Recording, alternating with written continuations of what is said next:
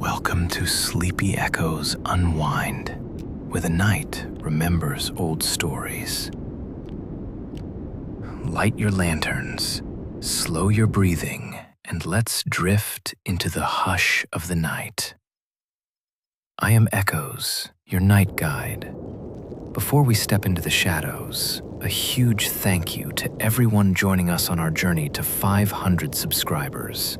If you want to help us get there and keep uncovering these dark tales together, make sure to leave a like, drop a comment, and subscribe. Also, check out our latest travel adventures playlist and let us know what you think. Now, let's embark on the night's journey. The 1980s. For a lot of people, it was the decade of blockbuster movies, synth-pop, and neon-soaked fun. A time of big hair, bigger ambitions, and a kind of unstoppable energy that defined a generation. It was the era of the Walkman, the Rubik's Cube, and triumphant, feel-good films where the good guys almost always won. But underneath that bright pop culture surface, a darker current was running through society. A current of fear, paranoia, and distrust that gave birth to some of the most bizarre and terrifying conspiracy theories you can imagine. These weren't just whispers on the fringe. They were mainstream panics that exploded into cultural phenomenons, shaping politics, ruining lives, and defining a decade of deep-seated anxiety.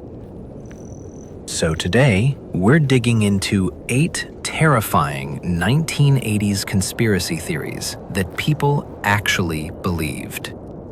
Section 1. The Satanic Panic. Our first theory didn't just create fear, it weaponized it, turning neighbor against neighbor and casting a shadow over one of society's most trusted places, the daycare center. This was the Satanic Panic, a moral frenzy built on the horrifying idea that a secret international network of Satan-worshipping cults was systematically abusing and murdering children. The spark that lit this cultural wildfire is often credited to a single book from 1980, Michelle Remembers. In it, a woman named Michelle Smith, with her psychiatrist's help, supposedly uncovered repressed memories of horrific abuse by a satanic cult. The book was a sensation, creating a blueprint for what became known as satanic ritual abuse. Its wild tales of dark ceremonies and psychological torment captured the public's imagination and planted a terrifying seed. What if this was happening everywhere? And pretty soon, it seemed like it was. The theory exploded across North America, pushed by sensationalist talk shows, evangelical warnings about the occult, and therapists using controversial techniques to recover memories. Terrified parents started seeing signs of satanic influence everywhere. Police departments formed special task forces to hunt for cults, and prosecutors built cases based on little more than the bizarre and often impossible testimony of very young children. The most infamous of these cases was the McMartin Preschool trial in California. What began with a single questionable accusation in 1983 spiraled into a 7-year legal battle, becoming, at the time, the longest and most expensive criminal trial in American history.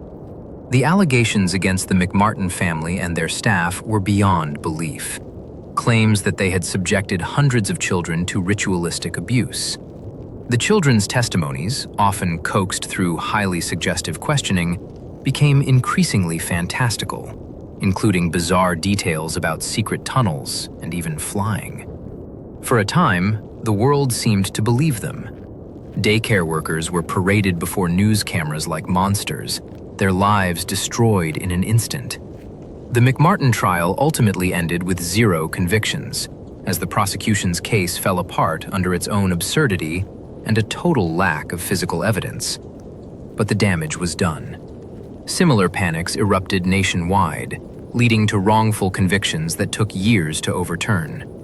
The Satanic Panic was a textbook case of mass hysteria, a collective nightmare born from a potent mix of real concern for child safety and a media-fueled fear of the unknown. Section 2. Subliminal Messages and Backmasking. In the 1980s, a different kind of paranoia was creeping into American homes, not through the front door, but through their kids' headphones. The fear wasn't of a shadowy cult, but of something far more insidious: hidden messages embedded in popular culture, programming a generation to embrace violence, drugs, and Satanism. This was the panic over subliminal messaging and its musical cousin, backmasking. The idea was simple and scary. Advertisers, filmmakers, and especially rock bands were supposedly hiding secret commands in their work, either through flashes of images too brief to see, or through backward audio that you could only hear if you played a record in reverse. But, the theory went, your subconscious mind could hear it all. This fear was supercharged by religious fundamentalist groups who held seminars exposing the alleged evils hidden in rock and roll. Pastors would play records backward for their congregations, claiming to hear demonic phrases like, "My sweet Satan," in the garbled noise. Bands like Led Zeppelin, Queen, and ELO were all put on trial in the court of public opinion. Teenagers across the country spent hours hunched over their turntables, spinning their favorite records backward, hoping to uncover a secret. What was mostly a cultural curiosity turned deadly serious in the wake of a 1985 tragedy in Reno, Nevada, where two young men, James Vance and Raymond Belknap, made a pact to end their lives. Belknap died, and Vance was left with horrific injuries. Afterward, their parents filed a lawsuit against the British heavy metal band Judas Priest. They claimed the band's 1978 song, "Better by You, Better Than Me," contained a hidden subliminal message, the phrase, "Do it," that compelled the two men to act. The resulting 1990 trial was a spectacle. The members of Judas Priest had to sit in court and defend their music against accusations of, essentially, witchcraft. The band testified that if they were going to hide a message, it would be the far more practical, "Buy more of our records," not a command for self-destruction. Ultimately, the judge ruled in the band's favor. He concluded that the plaintiffs hadn't proven the band intentionally placed a message, nor that such a message was the cause of the tragedy. While he noted an acoustic anomaly in the recording could be heard as "do it," describing it as likely a coincidental mix of a singer's breath and a guitar chord, there was no proof of subliminal intent. The case was dismissed, but the theory of subliminal manipulation never really went away. Section 3. The Roswell Alien Cover-Up Revival. In the summer of 1947, something crashed in the desert near Roswell, New Mexico. The local Army airfield first announced they had recovered a flying disc, but the story was quickly retracted. Officials clarified it was just a weather balloon. For over 30 years, that was pretty much where the story stayed. Then came 1980. The catalyst was the book The Roswell Incident, co-authored by Charles Berlitz and William Moore.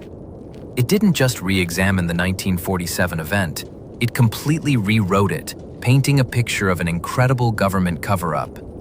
Suddenly, Roswell wasn't about a weather balloon. It was about a crashed alien spacecraft and its non-human occupants. The Roswell incident landed on fertile ground. The 1980s were a decade primed for government distrust. The Cold War was raging, and the public was more and more aware of the secrecy surrounding military operations. The book brought forward new eyewitnesses, including Major Jesse Marcel, the intelligence officer who handled the original debris. A couple of years earlier, Marcel had sensationally claimed that the material he recovered was not of this earth. The story that emerged was a conspiracy theorist's dream. The debris wasn't foil and balsa wood. It was a strange, unearthly material. There were reports of memory metal that would unfold itself after being crumpled. Most explosively, the book and later accounts alleged that the military hadn't just recovered a craft, they had recovered the bodies of its alien crew. The U.S. Air Force would later issue reports offering an official explanation. The debris was likely from Project Mogul, a top-secret program using high-altitude balloons to monitor for Soviet nuclear tests. But by then, the alien story was far more compelling than a secret military project, and it had taken on a life of its own. Roswell became a cultural phenomenon, spawning countless more books and documentaries and turning a small New Mexico town into a global tourist destination for UFO believers. It became the foundational myth of modern ufology, a powerful story of secrets buried in the desert sand. Section 4. The New World Order. As the Cold War entered its final, tense chapter, a sprawling conspiracy theory began to take shape.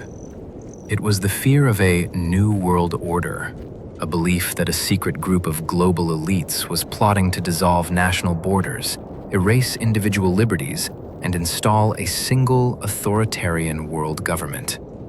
This wasn't a theory about one event, but a grand explanation for almost every political shift and societal problem. The term wasn't new, but in the 80s, it took on a deeply sinister meaning. This fear wasn't one single idea, but a grand theory that pulled together anxieties about globalization, the power of international groups like the United Nations, and a growing distrust of political leaders. Proponents saw evidence everywhere, in the barcodes on products, believed to be tracking tools, in international treaties, seen as attacks on independence, and in the private meetings of powerful groups like the Trilateral Commission, viewed as shadow governments. This fear spread through a diverse crowd. It was a staple of right-wing talk radio and newsletters. It found a powerful voice in televangelism, where preachers like Pat Robertson used their platforms to warn flocks that the New World Order was a fulfillment of end-times prophecy, a secular government that would pave the way for the Antichrist. For those who believed, it felt as though the world was being stolen out from under them by unseen forces. This sense of powerlessness was a key part of the theory's appeal. It offered a simple, if terrifying, explanation for a world that seemed increasingly complex and out of control. It provided a single enemy to blame for everything from economic downturns to social change. The New World Order theory was a symptom of the very real anxieties of the 1980s, a paranoid fantasy that captured the decade's deep-seated fear of losing control.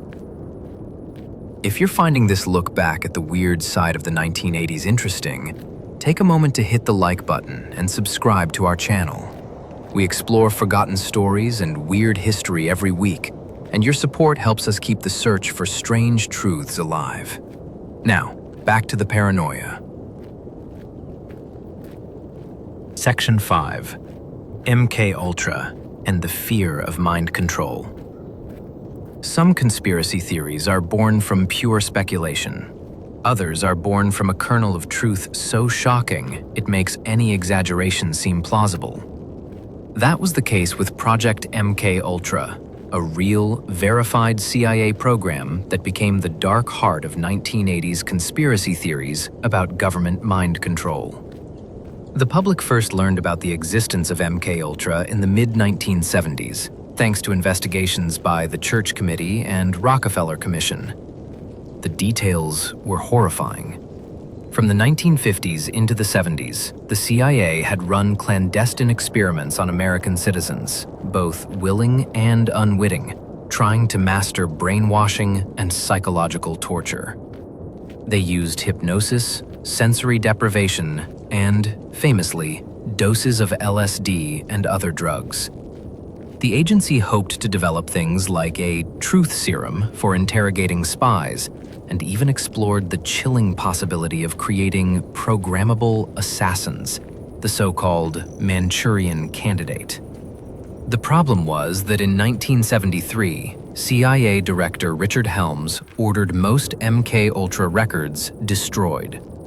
This deliberate destruction of evidence created an information vacuum that conspiracy theories rushed to fill throughout the 1980s. Because the core of the story was undeniably true, the CIA did secretly drug its own citizens, it became a springboard for much bigger theories. If the CIA was willing to do that, what else were they capable of? For many, MK Ultra wasn't a rogue program that had been shut down. It was proof of an ongoing system of mass mind control. Believers claimed famous assassins were MK Ultra subjects, or that the program had just gone deeper underground. Some even connected it to the Jonestown massacre, speculating the cult was a large-scale mind control experiment. The human element of this was particularly tragic, revolving around the real and alleged victims. Individuals came forward claiming to be survivors, telling stories of lost time and psychological abuse. The confirmed facts of the program were so disturbing that they made almost any paranoid extrapolation feel possible. It cemented the image of a government that viewed its own people not as citizens to be protected, but as resources to be manipulated, a fear that resonated deeply through the decade. Section 6. The CIA and the crack cocaine epidemic. In the mid-1980s, a new, highly addictive and cheap form of cocaine hit the streets of America's inner cities. It was called crack, and it unleashed a plague of addiction and violence that ravaged communities, especially African-American neighborhoods. As the crisis mounted, a desperate question arose. Where did all this crack come from? For many, the answer pointed to an unthinkable conspiracy, that the CIA was directly responsible. The theory exploded into the mainstream in the 90s with a newspaper series called Dark Alliance by journalist Gary Webb, but its roots were firmly planted in the suspicions of the 1980s. The core allegation was this: to fund its covert war against the left-wing Sandinista government in Nicaragua, the CIA financed a right-wing guerrilla army known as the Contras. To supplement their funding, the theory went, the Contras, with the CIA's knowledge and protection, trafficked tons of cocaine into the United States. This cocaine then flooded Los Angeles, where it was cooked into crack, sparking the epidemic. Essentially, the theory claimed the CIA deliberately sacrificed America's inner cities to fight a secret war.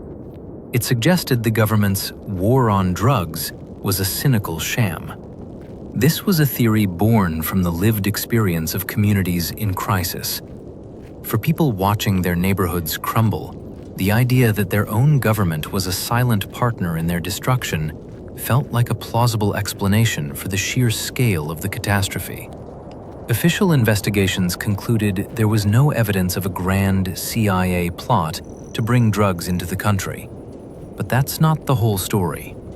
The CIA's own internal reports, released later, did reveal something disturbing. The agency had worked with Contra-connected figures it knew were involved in drug trafficking, and had, in some cases, discouraged other law enforcement agencies from investigating them to protect the covert war effort.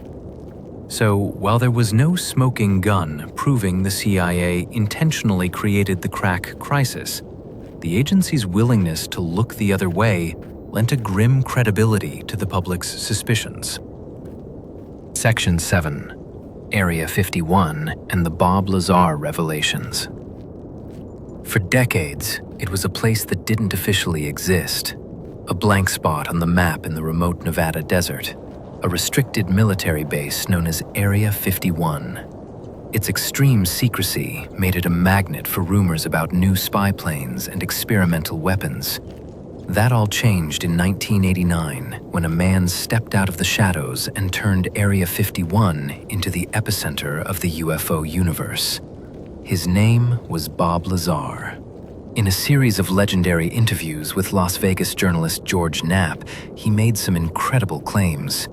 Lazar presented himself as a physicist who had been hired to work at a secret facility called S4 near Area 51. His job, he claimed, was to reverse engineer alien technology, specifically flying saucers. Lazar's story was incredibly detailed, but it was also highly controversial. He described 9 distinct disc-shaped craft and a propulsion system that ran on a stable isotope of an element he called Element 115. While scientists did eventually synthesize element 115 decades later, its highly unstable properties didn't match the stable, exotic material Lazar described.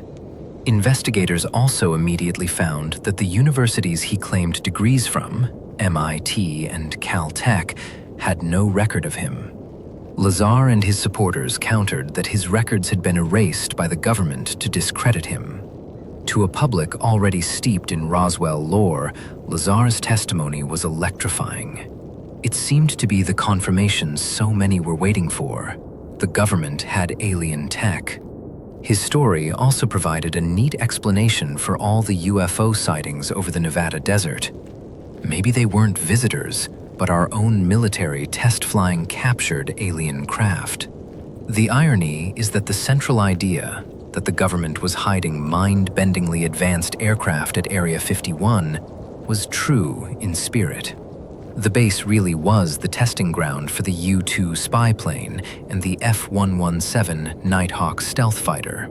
Declassified documents later acknowledged that these bizarre-looking secret planes were responsible for a huge number of UFO sightings reported in the region during the 50s and 60s. Bob Lazar's story, fact or fiction, fundamentally changed the UFO conspiracy, giving it a name, a face, and a location that became legendary. Section 8. The Extraterrestrial Cattle Mutilation Panic. Picture the quiet, moonlit pastures of the American heartland in the mid-1980s. For generations, the rhythm of rural life was predictable, until a terrifying, inexplicable shadow fell over the Midwest and the Southwest. Ranchers woke up to find their fields transformed into silent crime scenes of a nightmare they couldn't begin to fathom. Prize cattle and bulls were discovered dead under eerie circumstances, bearing the marks of a horror that defied every law of nature and biology. These weren't the messy kills of wolves or coyotes. These animals were found with surgically precise, laser-straight incisions, as if cut by an instrument far more advanced than anything known to modern medicine. Even more hauntingly, the carcasses were entirely drained of blood, yet there was not a single drop of blood pooled on the grass, no signs of a struggle, and absolute zero tracks left in the dirt surrounding the bodies.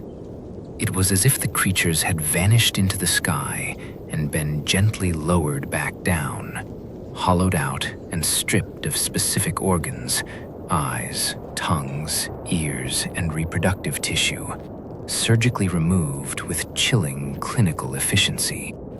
As the body count mounted across lonely stretches of highway and desolate ranch land, the local whispers quickly exploded into a full-scale national panic. In a decade already soaked in Cold War paranoia and a deep, festering distrust of authority, the public's imagination raced to fill the terrifying void. Two dominant conspiracy theories gripped the frightened populace. One pointed an accusing finger inward, whispering of rogue government scientists and secret military black sites conducting illegal biological and chemical warfare testing on American soil, using the livestock to monitor radiation fallout or toxic environmental residue. But the more pervasive, spine-chilling theory pointed upward. UFO investigators and terrified locals became convinced that the mutilations were the calling card of extraterrestrials, advanced beings abducting Earth's animals to harvest biological samples for unspeakable genetic experiments, or to test the toxicity of our food supply. The mystery grew so vast, so loud, and so deeply unsettling that local sheriff departments were entirely overwhelmed. The public outcry forced multiple state governors to launch official investigations, and eventually, the pressure became so intense that the FBI stepped in to open a federal inquiry. While official reports later pointed toward natural predation, decomposition, and scavenging insects, for the people living through the 1980s, the official explanations felt hollow. To them, the silent, bloodless harvests in the dark of night were undeniable proof of a terrifying, otherworldly invasion unfolding quietly in America's own backyards. Section 9. the Patriot Movement, and the coming storm. As the 1980s drew to a close, the ideological groundwork was being laid for what would become the modern Patriot Movement. It was fueled by economic hardship in the heartland, a deep distrust of federal authority, and a militant belief that freedom was under imminent threat. Its origins can be traced to the American farm crisis of the 1980s, which saw thousands of family farms go bankrupt, creating widespread anger that the government and banks were conspiring against the common man. This anxiety merged with older, radical anti-government ideas, like the Posse Comitatus movement, which believed any federal power beyond the county sheriff was tyranny. The core conspiracy theory was that the U.S. federal government was illegitimate and plotting to disarm and enslave its citizens. This would be done by eroding constitutional rights, especially the Second Amendment, and would end with martial law and patriotic Americans being thrown into FEMA-run concentration camps. This narrative spread through gun shows, shortwave radio, and newsletters, a world of black helicopters and secret UN troops training on American soil. These were people who saw themselves as true defenders of the Constitution. They formed militias, conducted training exercises, and stockpiled weapons, preparing for a day when they might have to fight back against what they saw as a tyrannical government. While the movement would gain national attention in the 1990s with standoffs like Ruby Ridge and Waco, its roots grew throughout the preceding decade. It was a conspiracy theory that moved beyond simple belief and into a call for action, representing a profound and dangerous schism in American society. From satanic cults in daycares to alien craft in desert hangars, from mind-controlled drugs to government-sponsored drug epidemics, the 1980s were a hotbed of fear and suspicion. These theories weren't just strange beliefs, they were reflections of a society grappling with huge changes. The end of the Cold War, the rise of 24-hour news, and a growing distrust in institutions all created a climate where paranoia could flourish. These stories show us how easily fear can be manipulated, how quickly rumors can become treated as fact, and the real-world harm that follows. They're a testament to the power of a good story, especially one that promises to explain a world that feels chaotic and threatening. But now we want to hear from you. Which of these theories do you remember from the 1980s? Are there any major ones that we missed? Let us know your thoughts in the comments below. What are some theories that we haven't covered? Thank you for joining this moonlit journey. And if you enjoyed this deep dive into the weird and worrying history of conspiracy, don't forget to subscribe and hit the notification bell. Thanks for watching. For now, blow out your lantern. We shall meet again.